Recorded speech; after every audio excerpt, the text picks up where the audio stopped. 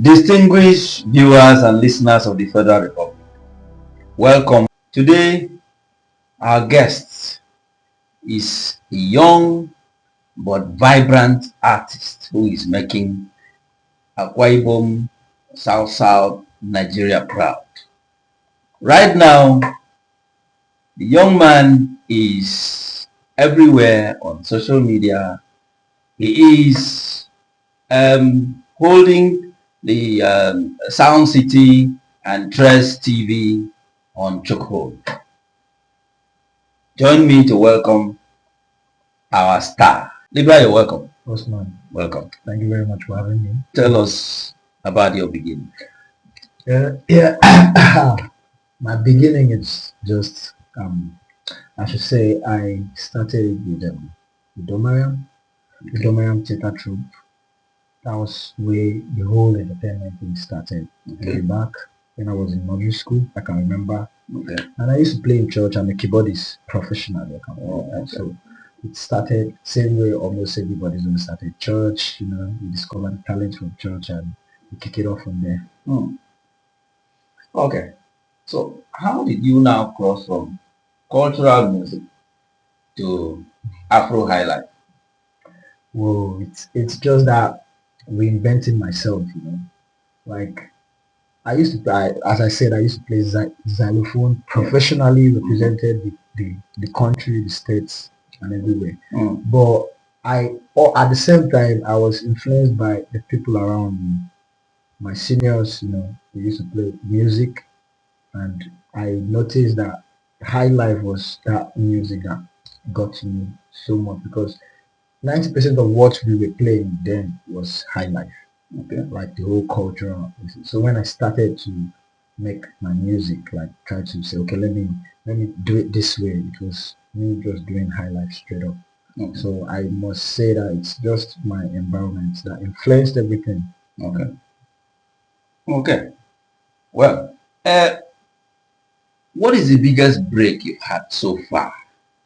And perhaps you can also tell us your disappointment. Do I have any disappointment? Let me start from there. No. Okay. Yeah, because I always see everything like a way forward. There's always a way forward to everything disappointment. So I don't think I've ever been disappointed.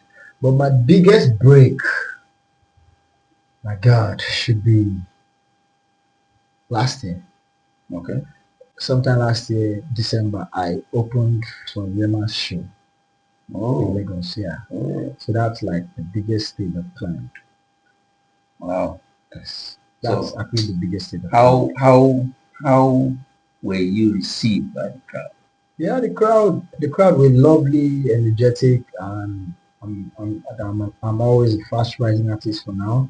So I opened the stage and the community, Aqua Cross community there in the crowd, they vibed along, and the people that knows my song, they vibed along as well. I won't lie, I really had fun. I enjoyed myself that day. I enjoyed myself. Congratulations. Thank Well, right now, who would you say is the biggest Aqua Cross artist? Ooh. That's me inside the box. The biggest Aqua Cross artists. Everyone is doing well, I must say, to their own capabilities. Okay. Everyone has been doing well.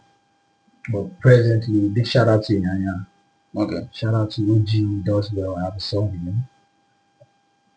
Shout out to Biju Benson. Shout out to Young John. Shout out to everybody. I don't know. I just don't want to be in that box. I just know everybody's doing that. Everybody's doing so well for themselves. So you're running from that. I thought you were going to say you are the biggest. I think I shouldn't put myself as the biggest. Okay. But I'm going there. Okay. That's a commendable humility. Well, coming up in the Afro high life genre, aside from even Aqua Cross, who? I mean the big artists have been supportive. That's a good one. I have a bunch of them that I'm supporting. I'll go from top to bottom. Shout out to Big Cs Ini Edo. All of y'all know Ikamba. Ini Edo, I've always been supporting. She's a big sister. She's always been supporting financially or otherwise. Okay. Big shout out to Iyanya and big shout out to my man MC Galaxy Kukubioko. Okay. Like Galaxy have played like one of the key roles in my career. Oh. Like Galaxy have played one of the key roles in my career, and I know that. But it's just always funny that people think me and him. Can you tell us about the role he played? Yeah, the first deal I signed was Galaxy. Galaxy signed me, and it was something about mutual, and I was under his label, made some great music, which I'm still making money from the music till date. Okay. And then we parted ways. That's all I can say about it. Whoa. What caused the parting of ways? Because there are stories in the industry. Yeah. We pick some. Yeah, it's at that point in time I thought I needed to move on. I really needed to move on. Okay. Face myself, and that's just a summary of everything. It's not anything bad that happened, or like I just knew, okay, it's time to move on, and I moved on. Well, most times, both in the entertainment industry and maybe in the church circle, some people say I needed to move on. It's often tied to financial issues. No, not.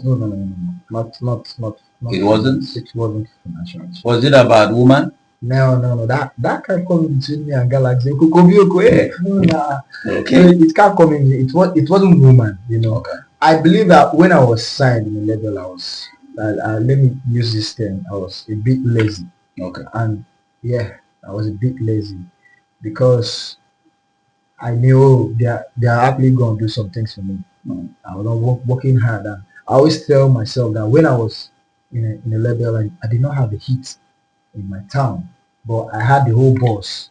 Hey, Lybra is there, I'll be there with the artists and all this stuff. I did not have the heat, but immediately after I left him, I was inspired and I sang a kamba. And I wrote a kamba when I was in his house. He knows it. I wrote a kamba when I was in his house. That was supposed to be my next single, but we parted ways and I dropped it. Okay. And the story was. Oh, okay. So when you left him, where did you head to? I left him. I was still in Lagos, but I was on the ground, trying to reinvent myself. I was with my friends. I was with Wonder Banton. Okay. I was vividly living with Wonder Banton, low, and I was just doing my thing. Okay. Truly speaking, I was actually doing my thing. It wasn't that I was not still doing my thing. I was still doing my thing like my own way, though. I was just on the ground, trying to reinvent myself, trying to reinvent my sound till I got it right, and I stick to what I had. Okay, that was MC Galaxy. You paid tribute to him and all that. What about Iyanya? Because you also mentioned. Iyanya is a big bro, Iyanya is a big bro to any aquacross artist, singer out there. Iyanya is a big bro. Iyanya have been so supportive of me. Like, I won't lie. We have a big song together. My remix. I remixed my song with him. We have some unreleased his own, and even mine. Okay. Over there in Lagos, Iyanya is like a big brother because if I have any issues, it's him I run to. Iyanya introduces me to the right people I want to meet. If he wants to go out, hey, where are you? I'm going here. Do for come to the house. Let's do it. And it's always been there for me. I won't lie. It's always been there for me in Lagos, like holding me as a junior brother, telling me, hey, you don't need to do this. This thing is not going to work. Do like this. It tells me learn from my mistakes, and all this stuff. And I don't joke with that. Okay, that's commendable. Now, what you have just said about Iyanya, Ini Edo, MC Galaxy, now seems to counter what the impression people have that people from Aqua Cross area hardly support one another. They do support. They do support. But I cannot just support what I don't like. For God's sake, it's entertainment we're doing, and why should I support a content I actually don't like? For example, there are content I post and there are content I don't post on my page. I have friends that drop great music, but I just don't like it and I won't post it. That doesn't stop the fact that the song is not great. It just means that for me, my own ear, I don't like it to post it there out there. So it's not that bad. I don't see. I am always of the emotion that we support ourselves. We actually support ourselves. The ones that support. But it is the fans out there that most times they make the scenario a bit complicated, because we have like, I don't know, but I think we should be like 5 to 7 million people in Akwa Ibom. And I can bet you that I have not seen any Akwa Ibom artist that can be boastful, homegrown, okay, that can be boastful of having a million streams. I have a million streams across all platforms. I'm the only person that cannot boast of having a million streams for a song, but I have a million streams across all the platforms that the song have been uploaded to. That's Spotify, Apple Music, etc. Like, how are we gonna get those? It's from the fans out there, but they don't support it. When most times when they say our people don't support us, I'll be like, it starts from you, because for you to even stream your brother's song, it's so a big thing. So it starts from everybody. So nobody should be saying we don't support ourselves. If you put out a good content, trust me, Lybra is going to support you. Everybody, anybody that knows me knows that about me. Okay. Are you then saying that Akwa Ibom people, the fans, do not support their own homegrown artists, but outsiders do? I won't say all. In quotes, I won't say all. Big shout out to the real fans. Big shout out to the real ones out there showing so much love. I don't take that for granted. But I won't lie to you. Outsiders stream my song more than my people. I've always been vocal about that. Outsiders stream my songs more than our people. They are there on my dashboard. I see them. I know the states in Nigeria streams my song. I know the countries outside Nigeria streams my songs. And it's always so bad that I'll post, for example, I can post something on my FB now. For example, maybe my IG and you see Akwa Ibom people, they will come, hey, our own, this, that, we love it in the comment section. But after a couple of months, when you go and know that you get to know that these people have not even been streaming. They are just dropping comments there and passing. That's just my opinion of everything, because I'm in the shoe now. Maybe in the shoe now. You know, as they pay me. So I won't lie. You all should actually be doing better for us. We love you all, man. Okay. All right. Okay. What do you think is responsible for that kind of attitude? I don't want to say pulling down syndrome, because I don't believe in such. I just want to say it's just our thing. We actually, like, Iyanya Makan, permit me to use this. Yeah. That thing is always so bad, because me, I'm from the first, I hate to hear that thing, like, we are that opinion that anything from us most times is not that good like the ones from outside. Only few people really will attest to the fact that, oh, we make good music, we shoot good movies, we do so many good things. We have good tech people, we have good footballers, but are they supporting us? Okay. For example, I have a couple of friends that have done concerts in this town. I have not done Lybra Live in concert yet, which is I'll soon announce dates. Okay. But I have a couple of friends that have done concerts, and I will tell you, to sell out a hall, like, your people, they can't just come out to just buy tickets to watch you, but if an outsider comes to do it, trust me, they are going to. So that's me. Okay, let me say see finish now. Now just see finish concert. See finish because we are homegrown, we grew up here, and they've seen us, they've known. Now that's it. That's just the conglomerate of everything. Okay, so maybe some of them saw you, the little boy that used to play xylophone. All of a sudden, you're playing Afro hip hop now, and they feel that we know. Is that the see finish you're talking about? basic finish, not really. Playing xylophone is not bad. Most people does not even know that this part of me. I think I'm just saying this like vocally out Okay. for the first time. Mm-hmm. Most people, you have to be like close friend to know that, hey, Lybra was with Iyanya. I used to play with Iyanya. I was under scholarship then. Mm. So like that was then, but now the now is that everything have changed. Streaming songs are not on CDs anymore. In CDs anymore, That's rather right. everything has changed, and people prefer to take their phone. And I noticed that the aquaculture community, we own Facebook. Like we have that numbers out there in Facebook. So theirs is to just trend some unruly things. That's what they like. But when a creative, this is not for me. Like it's a general thing I'm saying. Like when a creative put out a good content, there, it's very very hard for you to see them engage. Mm. It's hard. Well, now let's move on. Is it true that young artists are vulnerable to exploitation in the industry? Yes, definitely. Definitely, there are things I feel everything is step by step. There are things you cannot escape. There's no shortcut to success. Mm. There are things no one will escape. Like in life, there are things you shouldn't escape. Like you need to just go through some things to learn.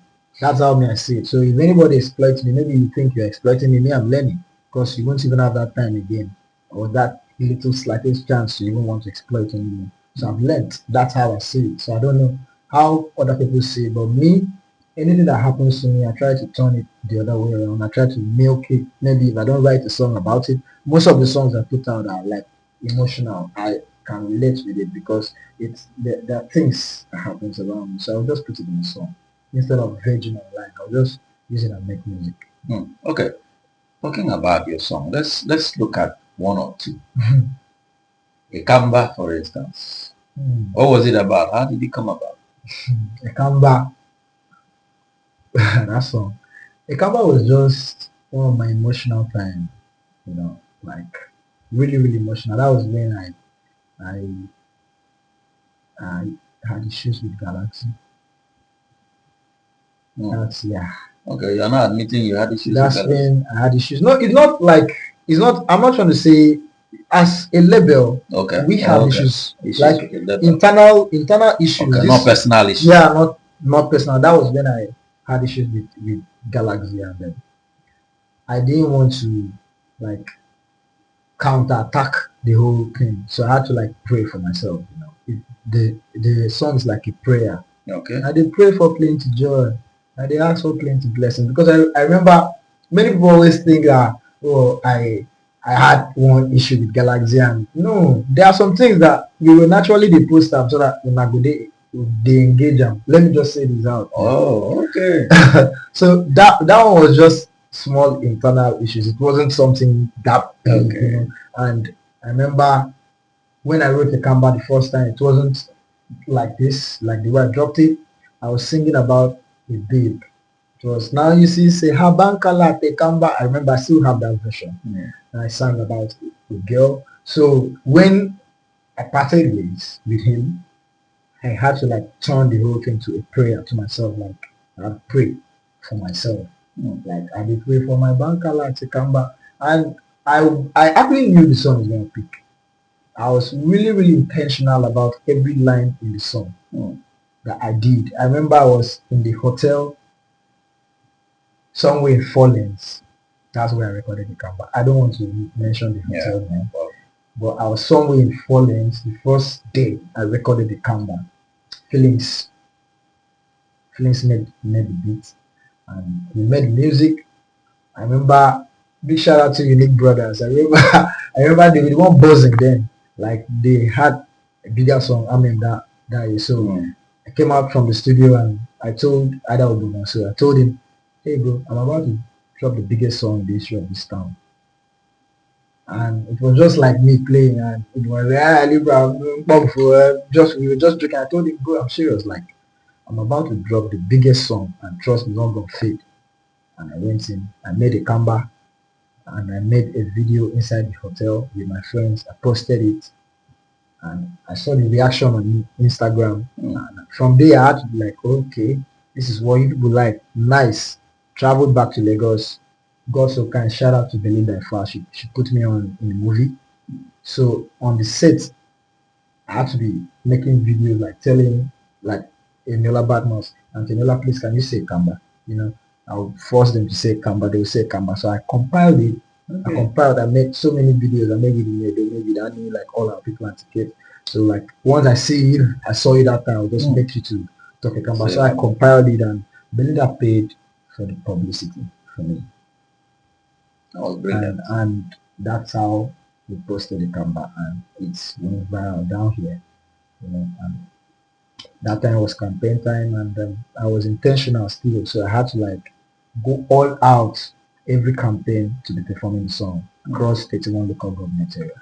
That's how I blew a Kamba. I know carry 10 million make a Kamba big. I was just so intentional and I knew, okay, this is what we like, this is how it should be done, and I did it. And God so kindly picked and my people liked it. They love the song till now. It's a beautiful song. Beautiful song. Thank you very much, sir. Yeah. Well, let's talk about another of your songs. I think it's the most trending song, or one of the most trending songs right now. Shalaye. Whoa, make me the thing, don't know what to do. It's almost everywhere. So what is it about? And Shalaye, is that not a Yoruba word? Yeah. Okay. It means to explain. To explain. Explaining. Good. Good. So what is it about? What are you trying to explain, or what are you not explaining? You know, I told you earlier that most songs I write, something should happen, you know, most times when things happen, I'll be inspired. Mm-hmm. And funny enough, something happened, which I'm not going to disclose. It wasn't that bad, but it's not something I should disclose. But something happened that inspired that. Then, coincidentally, Big Sis in Edo called me to make a sound for our movie. Okay. So, Shalaye's story is very, very funny. So she said, Lybra, make a sound for my movie. You know, as you do, because I always make most of her sounds. Like, she's dropping one very soon, which you all will see I made a sound. So, Shalaye is mostly her story and a fusion of what happened that particular period. So, I met the song. As I met the song, I sent it to her. She's a very good music critic. She told me, Bobo, I love this. Me, I just jejely did my day. So after a while, you know, the movie was not ready. After a while, I was in a house in Lagos because I always go there. Now they always run. If I want chop better food, I want to go chop. You know. So you have a strong relationship. So yeah, big season. We don't joke with Mama. You know, they joke with her. So I went to her house, and as I went to her house, I remember I was in the balcony with her. So I had to like ask her, Mama, make I drop this song now. Dash me now. I know it's not your story. I was just joking, and she just said, is it going to work for you? If it's going to work for you, no problem. And she was the one that paid vividly for the whole thing because it was for a movie. So I said, oh wow. And I went back home. That night I wrote the verse too. So many things I want to talk, not many strengths. So that verse is just about that scenario. So I had to just sing it and send it out to my distribution company and we dropped it. But if that movie drops, the sound will still go into the movie. But Shalaye's story is just all about it. It was a movie soundtrack that I had to own. I just had to own because she liked the song and me, I like the song. Some of my A&Rs around me told me, hey bro, this jam is dope. This jam is so dope. The story is cool. Trust me, every word in that song is in those ideas. It's a story I have to sing about. I give her the credit anyway.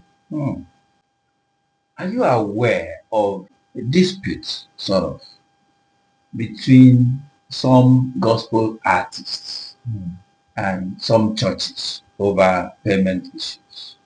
What will be the problem? Because they after all they are in the same circle. Yeah. Christianity circle. So why should there be that kind of dispute? If you want a particular reference, I remember, I think it was last year, the one of bloody civilian, and there have been others like that. So what is your reaction to that kind of? You know, me, I believe that As in, you guys chop from where you work. I'm of that motion that you guys like. If I sing, you need to pay me for money for Yeah. what I was doing because this is where I work. This is where I feed from. So, as a gospel artist, shout out to everyone doing gospel music, great music out there. I feel they should always be making money from their music. They should be paid. They should be paid because it's not easy to write song.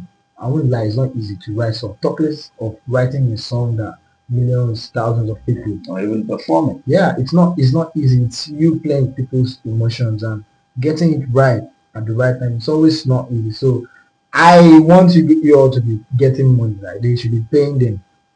Even if you go to church and sing, you should be paid. Pay them. Because church know they buy light.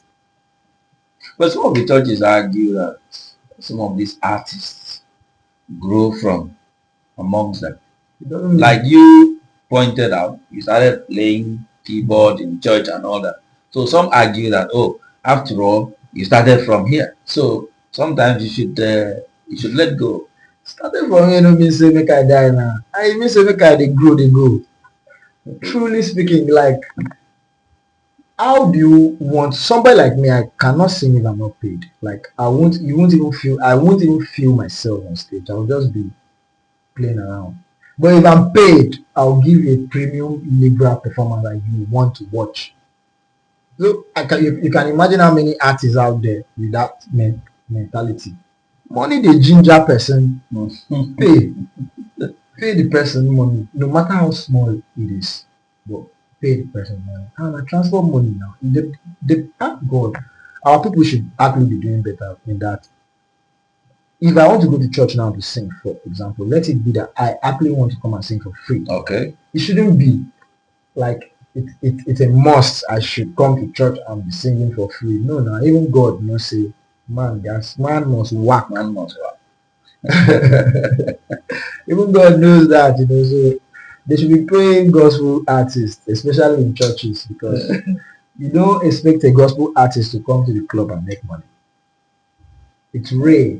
It's rare before some gospel songs pops in the club. There are some that pops like Jerusalem. Many people don't know that's a gospel song, but that's a gospel song. Play everywhere. It plays in the club. I hear all of us they turn up. You know, it's not gospel. So it's rare.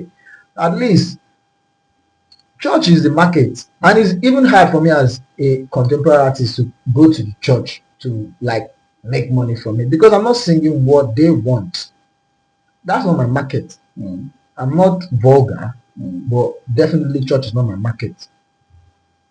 So I feel the gospel artists should always be making money from their churches and every other places.